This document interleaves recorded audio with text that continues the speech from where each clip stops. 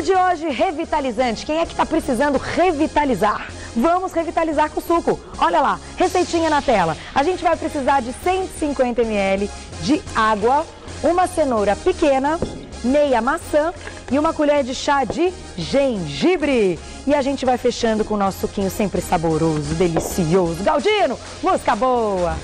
Baby, baby, baby, I'm awfully crazy. Off the rock, off the throne, shit, whatever's tasty.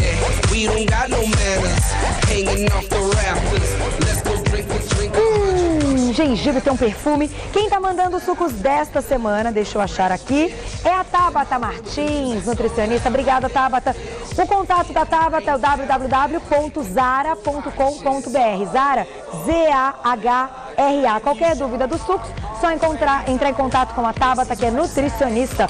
Olha que chique essa minha taça. Ficou bonito isso, vamos ver? Perfumado, vamos ver se ficou bom?